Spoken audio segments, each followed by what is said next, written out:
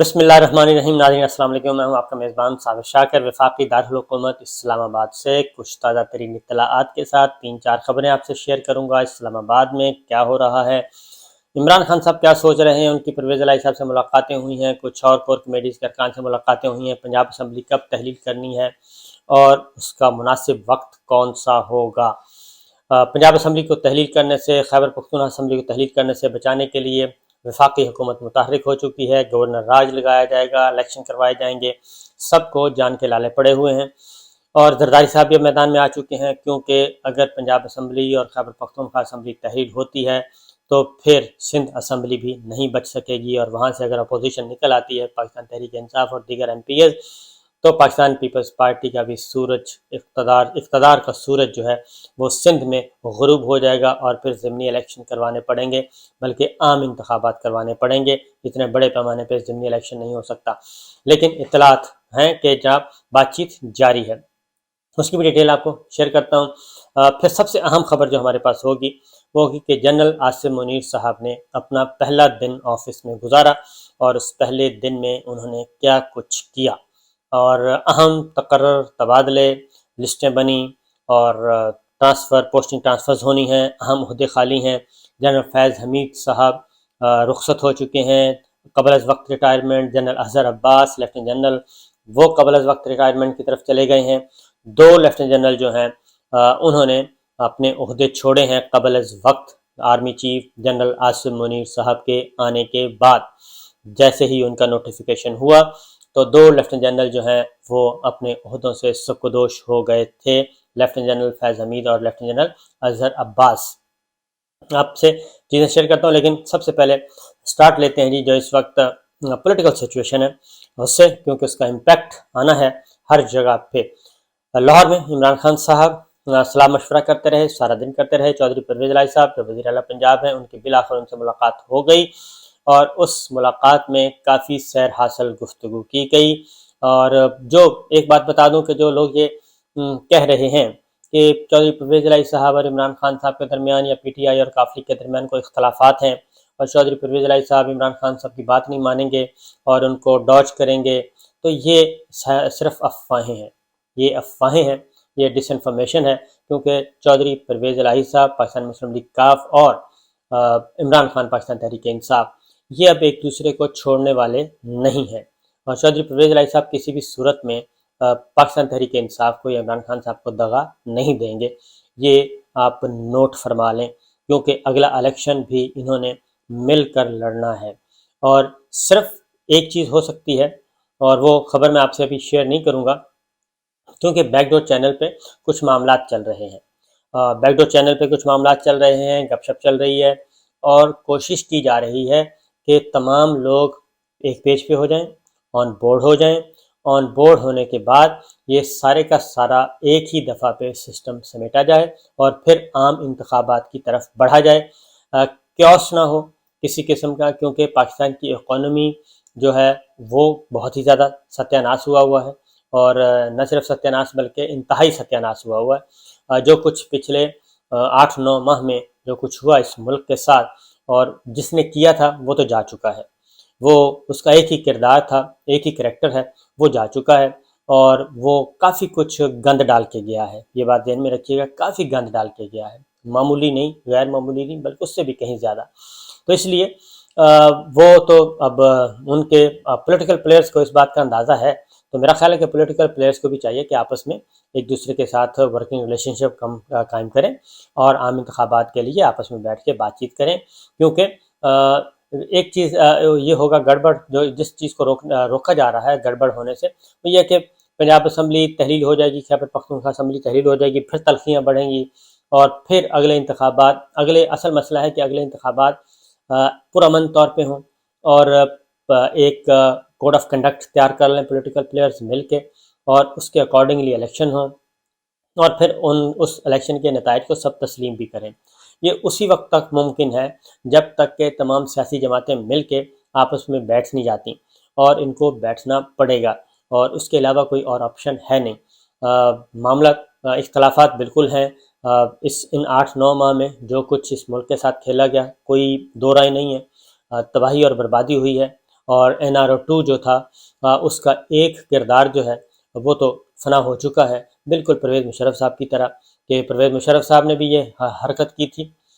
Power sharing formula طے کیا تھا پیپلز پارٹی اور مسلم لیگ نواز سے مل کے۔ جو NRO تھا وہ پاور شیئرنگ فارمولہ تھا کہ میں یہ کروں گا اور آپ یہ کریں گے، اور مل کر ہم اقتدار کے جھولے جھولیں گے اگلے کئی سال تک، تو وہ نہیں چل سکا تھا۔ یہی کام باجوہ صاحب نے کیا۔ یہ NRO2 یہ بھی پاور شیئرنگ فارمولہ تھا، کوئی یقین دہانیاں کروائی گئی تھی، کوئی گارنٹرز تھے، کوئی اندرون ملک کوئی بیرون ملک، ان گارنٹرز کے ذریعے سے اقتدار کے جھولے جھولنے تھے، تو لہٰذا سسٹم نے اٹھا کے ان کو باہر پھینک دیا، اور ان کے اقتدار کے جھولے تو گئے، ہوا ہو گئے، اور وہ اب اقتدار کے جھولے نہیں لیں گے، میرا خیال ہے کچھ اور لیں گے، ان کو کوئی اور جھولے ملیں گے، اور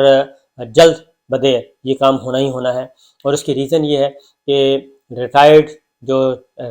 آفیشلز ہیں، ریٹائرڈ جرنیل ہیں، جو اہم عہدوں پر بھی رہ چکے ہیں، ان کے پاس بھی کافی میٹیریل موجود ہے، باجوہ صاحب کے بارے میں کافی میٹیریل موجود ہے، تو اس لیے وہ چیزیں بھی ریکارڈ پہ لائیں گے، اور وہ متحرک ہو چکے ہیں۔ اس کی ریزن ہے کہ جو کچھ باجوہ صاحب نے ریٹائرڈ جرنیلوں کے ساتھ کیا، اور ان کی جو مٹی پلیت کرنے کی کوشش کی، ان کو بے عزت کرنے کی کوشش کی، آئی تھنک وہ ساری کی ساری چیزیں جو ہیں اب ان کے گلے پڑیں گی، اور اب وہ بولیں گے، نہ صرف بولیں گے بلکہ اہم ترین ثبوت بھی لے کے آئیں گے کہ کس طریقے سے ان کو مجبور کیا جاتا تھا۔ ایک ٹھیکیداروں کی، کانٹریکٹرز کی لسٹ ہوتی تھی کہ یہ کام ان کو دینا ہے اور یہ کام ان کو دینا ہے، وہ ساری چیزیں آئی تھنک ریکارڈ پہ آ جائیں گی، اور جب ریکارڈ پہ آئیں گی تو ایک نیا کٹا کھلے گا، اور وہ کٹا کسی کے قابو میں نہیں آئے گا۔ بہرحال اب آتے ہیں، آگے بڑھتے ہیں جی۔ اسی لیے کوشش کی جا رہی کہ یہ جو گند ڈالا گیا ہے پچھلے 8-9 ماہ میں، اس گند کو سمیٹا جائے۔ ادروائز تو یہ الیکشن ایئر تھا، اور الیکشن ہونے ہی ہونے تھے، اور الیکشن بالکل آرام سے ہونے تھے، لیکن کیونکہ یہ معاملات گڑبڑ کر دیے گئے ہیں، تو بہرحال پنجاب میں، لاہور میں جو ملاقات ہوئی پرویز صاحب اور عمران خان کی، اس میں دونوں سیم پیج پہ ہیں۔ پارلیمانی پارٹی کے لوگوں سے بھی ملاقاتیں ہو چکی ہیں، تو کہا جا رہا ہے کہ 20 دسمبر تک پنجاب اسمبلی جو ہے وہ تحلیل کر دی جائے۔ تو میرا تو کچھ ارکان نے دوسری رائے بھی دی ہے، لیکن میری اپنی جو اطلاع ہے وہ یہ ہے کہ پنجاب اسمبلی، خیبر پختونخوا اسمبلی تحلیل اس وقت کی جائے گی جب بیک ڈور چینل پہ ایک پولیٹیکل ایگریمنٹ ہو جائے گا، اور کوشش کی جا رہی ہے۔ رانا ثناءاللہ صاحب نے بھی اس طرف اشارہ کر دیا ہے، کہ ہم بیٹھنے کے لیے تیار ہیں، لیکن ہمارے ساتھ کوئی بیٹھے تو آئی تھنک کہ چیزیں جو ہیں وہ اس طرف جا رہی ہیں، اور اس کے علاوہ کوئی آپشن ہے نہیں، کیونکہ ملٹری لیڈرشپ جو ہے وہ اب اس حد تک بالکل انوالو نہیں ہوگی، کیونکہ نئی پالیسی عاصم منیر صاحب کی نئی لیڈرشپ جو ہے وہ بالکل ڈفرینٹ نوعیت کی ہوگی۔ یہ میں آپ کو بڑے وثوق سے کہہ سکتا ہوں کہ وہ اتنا بلنٹلی، جو جیسے پچھلے 3 سالوں میں جو کچھ ہوا گیا کہ جناب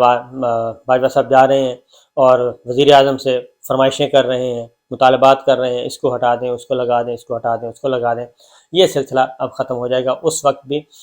باجوہ صاحب کو، میں آپ کو اپنی اطلاع کی بنیاد پر بتا رہا ہوں کہ ود ان انسٹیٹیوشن بھی ان کو ایڈوائس کی گئی، بہت دفعہ ایڈوائس کی گئی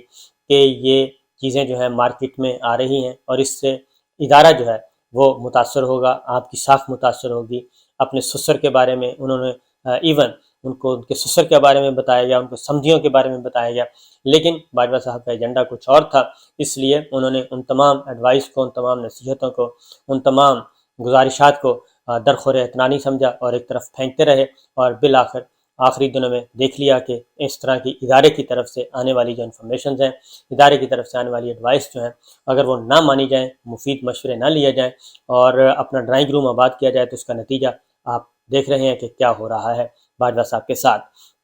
تو اس میں کچھ لوگ جو ہیں اس کو ادارے سے جوڑنے کی کوشش کر رہے ہیں، تو میرا خیال ہے کہ ان کی باقیات جو ہیں وہ یہ سمجھ لیں کہ یہ ادارہ بالکل مختلف چیز تھا، اور باجوہ صاحب کی رائے بالکل مختلف تھی۔ بہرحال اب آتے ہیں، جناب عاصم منیر صاحب کا پہلا دن انہوں نے گزارا ہے جی اپنے آفس میں۔ 29 نومبر کو انہوں نے ان کے حوالے کی گئی تھی چھڑی، اور زبردستی جپھی ڈالنے کی کوشش کی باجوہ صاحب نے، لیکن جناب عاصم منیر پروفیشنل انداز میں کھڑے رہے، اور جپھی شپھی کا کوئی رسپانس اس طرح سے نہیں دیا۔ 29 نومبر گزر گیا، 30 نومبر کو مبارکبادیں وصول کرتے رہے، اور معمول